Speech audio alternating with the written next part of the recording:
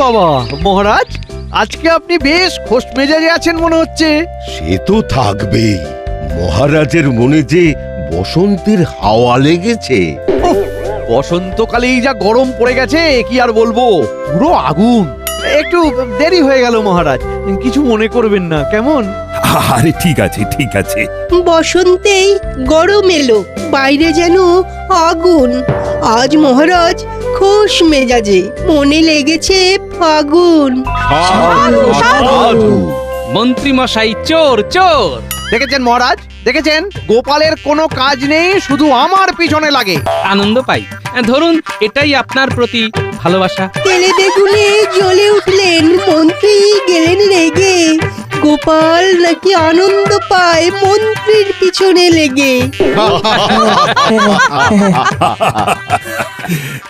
বেশ অনেক হাসি ঠাট্টা হয়েছে। এবার আমি যেটা বলছি সেটা শোনো। বলুন মহারাজ। আর মাত্র কয়েকদিন পরেই তো দোল যাত্রা, রং খেলা। আর এবার দোল যাত্রায় আমাদের কৃষ্ণনগরে স্বয়ং নবাব বাহাদুর আসছেন হোলি খেলতে। উনি এবার ছুটে ছুটে রং মাখাবেন, আর তোমাদের সবাইকে পালিয়ে পালিয়ে বেড়াতে হবে। দারুণ মজা হবে। এর জন্য তো স্বতঃস্ফূর্ত হতে হবে। গোপালের যা চেহারা, তাতে সে কি এই ধরাধরি খেলা খেলতে পারবে? কেন পারবো না, নিশ্চয়ই পারবো। হ্যাঁ ঠিকই তো, চেষ্টা করলে নিশ্চয়ই পারবে। মহারাজ, আমার মনে হয় যে বড় আকারে খেলা শুরু হওয়ার আগে আমাদের রাজসভাসদদের মধ্যে একটা ছোট খেলা হওয়া উচিত। সেটা কিরকম? খুবই সোজা।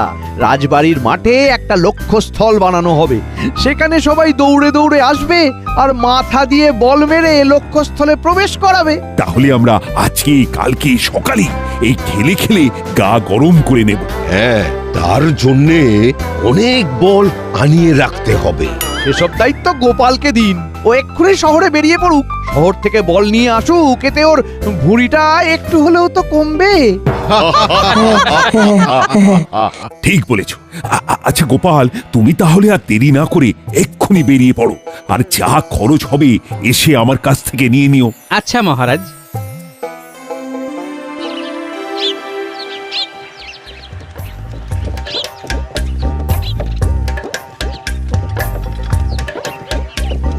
উফ, সব সময় আমার উপরে যত রাগ মন্ত্রী মশাই।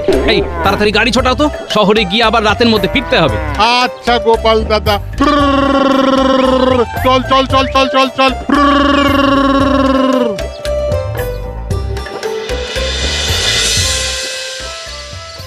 উফ, বাপ রে বাপ, সারাটা দিন চলে গেল। ওই দেখ, গোপাল এখন রাজবাড়িতে ঢুকছে। তার মানে একটু পরেই কাজ ছেড়ে বেরোবে। ওদের যেরকম যেরকম বলেছি সেরকম কাজ করতে হবে কিন্তু। কোনো চিন্তা করবেন না মন্ত্রী মশাই, এই বসন্তে গোপালের জীবনের গল্পে হেমন্ত বসিয়ে দেব। বাজে কথা না বলে কাজে লেগে পড়। যা যা যা যা। মহারাজ, আসতে পারি? আরে গোপাল, এসো এসো। মহারাজ, আমি শহর থেকে বল নিয়ে এসেছি। মোট 10 মোহর খরচ হয়েছে। এই নিন তার রসিদ। বেশ বেশ, এই নাও তোমার 10 মোহর। তুমি যাওয়ার সময় ভাড়ার ঘরে এই বলগুলো রেখে দিয়ে চলে যাও। আবার সকালে বল খেলা শুরু হওয়ার আগে মাঠে নিয়ে যাবে। আচ্ছা মহারাজ। এত ভারী বস্তা, বাপরে বাপ, আপনার ভাড়ারে রেখে ভালোই হলো, ধন্যবাদ। উফ, সেই সকালে বাড়ি থেকে বেরিয়েছি, কে জানে গিন্নি কি ভাববে। যা ভাবে ভাবুক, ওর জন্য শহর থেকে আয়না কিনে এনেছি, ওটা পেলেই খুশি হয়ে যাবে। এই ওরে বাবা রে, মারে মারে গেলাম রে। এই এই কে কে? উফ, কাল খেলাধুলো আর আজকে এই বিপদ। সকালে রাজসভায় মন্ত্রী মশাইকে চোর বলেছিলে, মনে আছে? সেটারই বদলা নিলাম।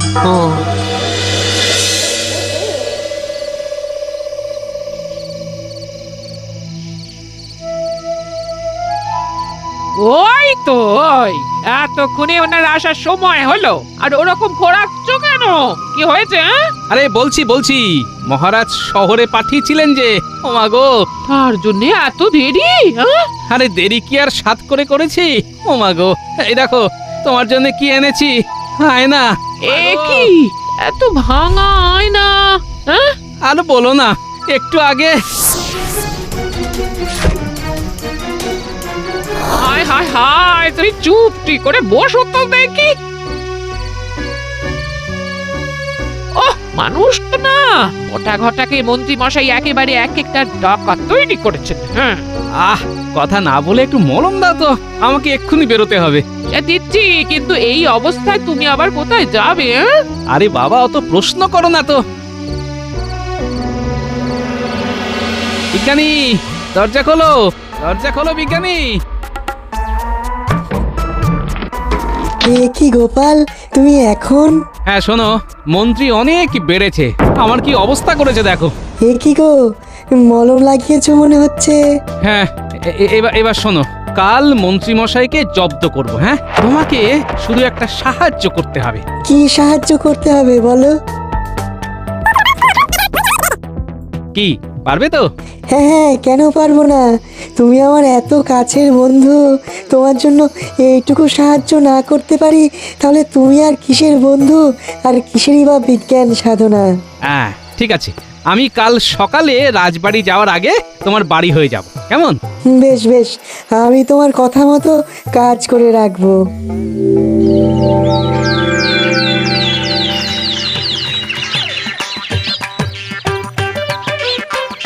তুমি এগোতে থাকো গোপাল, আমি একটু পরে রাজবাড়ির মাঠে আসছি। হ্যাঁ এসো।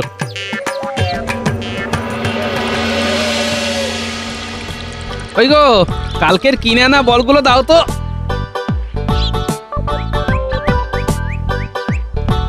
ও মা গো, কি ব্যথা! এবার কুটির শিল্পটা করে ফেলতে হবে। ও বাবা, ও মা! এই কি গোপাল, তুমি এই হাল কি করে করলে? সবই ভাগ্য মহারাজ। ভাবলাম হোলির উৎসবের দিন নবাব বাহাদুরের সাথে খেলাধুলোর আনন্দ উপভোগ করার আগে একটু গা গরম করব, কিন্তু কাল একটা বিপদ হয়ে গেল মহারাজ। সে কি বিপদ? আর সেই নিয়ে ভাবনা চিন্তা করে কি লাভ বলুন? আমি আজকে প্রতিযোগিতায় অংশগ্রহণ করব না, আমি বরং সকলকে সহযোগিতা করব। সবার মাথায় বল ছুড়ব আর সবাই লক্ষ্যে বল তাক করবে। উফ, এটাই তো চাইছিলাম, কিন্তু গোপাল আমার বা বটা ঘটার নামে অভিযোগ করলো না কেন? ব্যাপারটা কেমন সন্দেহজনক লাগছে। বেশ, তবে তাই হোক, তোমরা সবাই খেলা শুরু করো। খেলার নিয়ম অনুযায়ী প্রত্যেকে 3টে করে সুযোগ পাবে। লক্ষ্যস্থলের থেকে 20 পা আগে প্রতিযোগীকে দাঁড়াতে হবে। তারপর গোপাল তাদের মাথায় সামনে থেকে বল ছুঁড়বে আর প্রতিযোগীকে সেই বল তাক করে লক্ষ্যস্থলের মধ্যে প্রবেশ করাতে হবে। বুঝে গেছি। তাহলে শুরু হোক। সবার আগে আসছে বিজ্ঞানী, সুযোগ নাম্বার 1। পেরেছি, আমি পেরেছি। এবার তোমার দ্বিতীয় সুযোগ। সাব্বাস, 2-এ 2। এবার তৃতীয় সুযোগ। যা, এটা হলো না। সাব্বাস বিজ্ঞানী, ভালো প্রয়াস, ভালো প্রয়াস। এবার মাঠে দৌড়তে থাকো, তাহলেই গা গরম হবে। এরপর আসবে মন্ত্রী। এই গোপাল, তোমার আমার ওপরে রাগ আছে বলে আবার আমার দিকে উল্টো পাল্টা ভাবে বল ছুড়ো না জানো? আরে না না, আপনি আমাদের স্বনামধন্য মন্ত্রী মশাই বলে কথা, আপনার সাথে ওরকম করতে পারি নাকি? তাহলে শুরু হোক মন্ত্রী মশাইয়ের সুযোগ নাম্বার 1।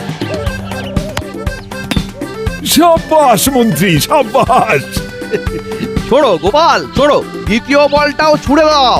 এবার মজা দেখাবো। এবার দ্বিতীয় সুযোগ। গোপাল, তোমার এত বড় স্পর্ধা যে তুমি সবার সামনে আমার মুখ কালি করলে।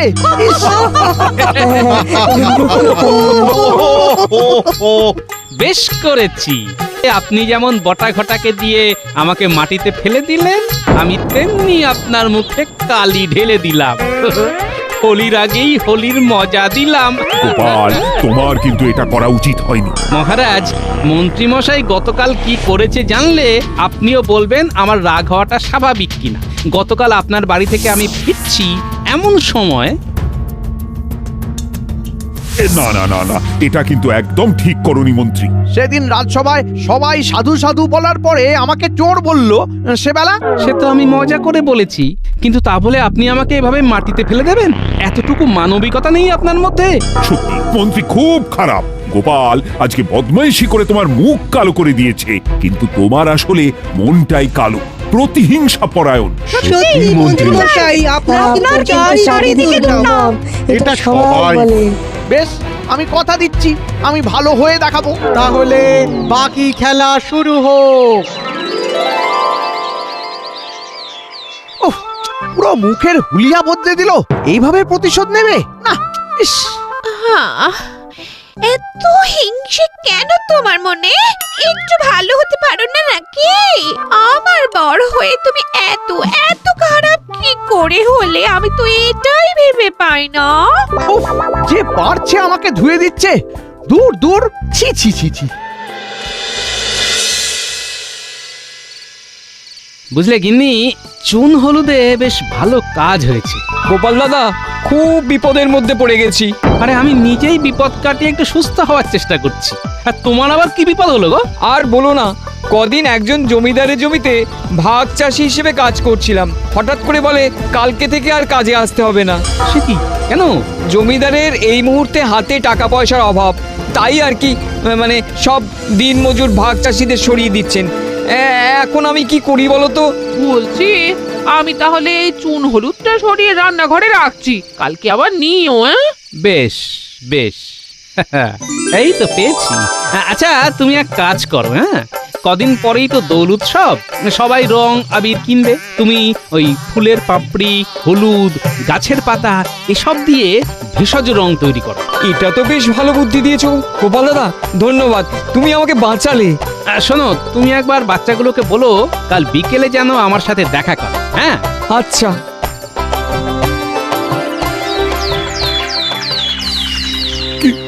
কেন জেঠু, কেন? একই মহারাজ, কি হয়েছে আপনার জেঠুর? আমার কর্তব্য জেঠু গতকাল রাতে মারা গেছেন। এ তো বড় দুঃখের কথা মহারাজ। তাহলে আপনার বাড়িতে দোল উৎসবের দিন পুজো হবে কি করে? সেটাই তো ভাবছি। নবাব বাহাদুর নিজে থেকে জানিয়েছেন এবারে তিনি কৃষ্ণনগরে উপস্থিত থাকবেন। কত কত ভেবে রেখেছিলাম গ্রামবাসীদের নিমন্ত্রণ করব, সবাই দোল খেলার পরে রাজবাড়িতে খাওয়া দাওয়া করবে। মহারাজ, আমি বলছিলাম কি যে আমি তো অনেক পাপ করেছি, তাই ওই শুভ দিনে যদি পুজো পাঠ খাওয়া দাওয়া সব আমার বাড়িতে আয়োজন করি, তাহলে আমার কিছুটা পাপ ধুয়ে যাবে।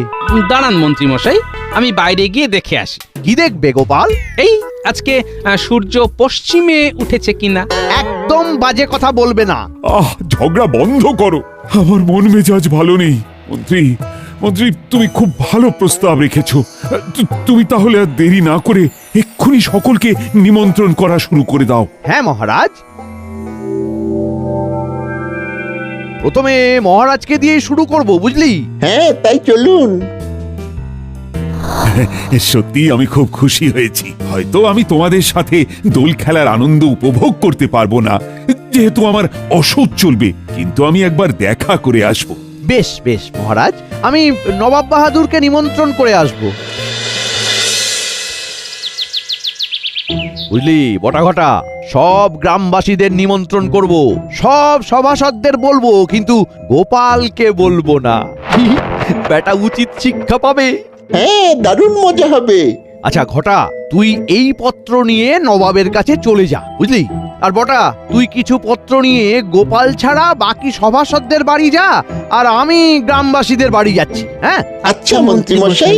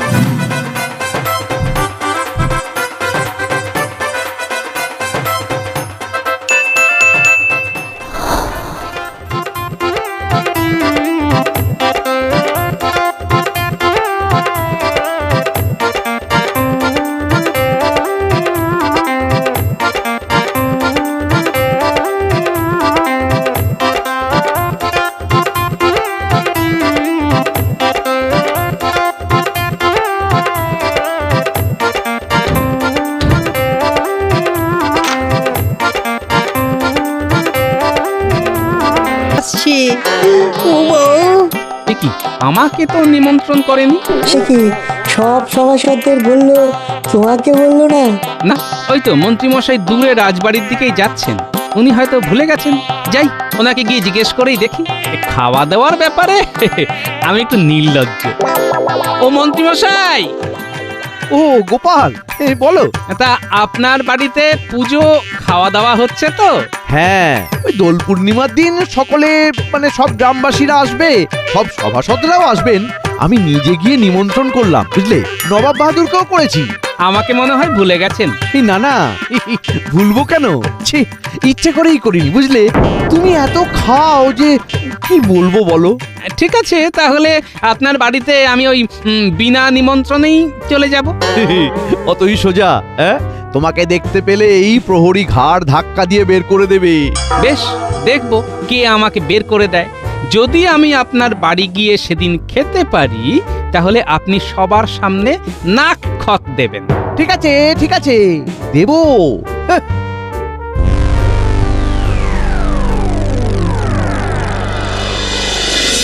শোন, তোদের যে জন্যে ডাকা, কাল তো নেড়া পড়া আর পরশু দোল। হ্যাঁ, তোরা এক্ষুনি সব গ্রামবাসীদের বাড়ি বাড়ি যা, আর তাদের গিয়ে বল পরশুদিন সকালে সবাই মিলে দারুণ মজা হবে দাদু, দারুণ মজা হবে।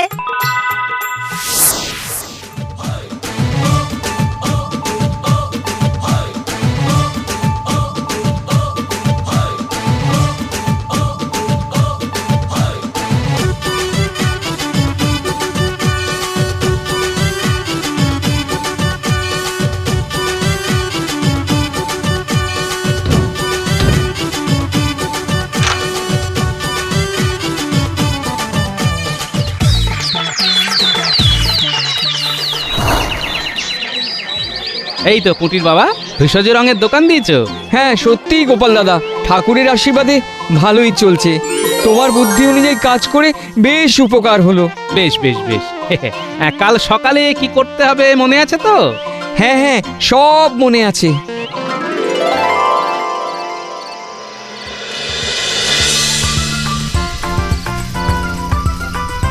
হ্যাঁ, আজ চলো, আমাদের চলো, নেড়া চলো, পড়া, চলো, কাল চলো। আমাদের দোল। পূর্ণিমাতে চাঁদ বলো, বলো। তাহলে ন্যাড়া পোড়া হয়ে গেল। কালকে আমার বাড়ির পুজোতে আবার আনন্দ হবে, হইচই হবে। তারপরে একটু ওই ভুরি ভোজ আর কি। হ্যাঁ, হ্যাঁ হ্যাঁ, নিশ্চয়ই যাব। আমিও যাব। যারা যারা নিমন্ত্রণের পত্র পেয়েছেন তারাই আসবে।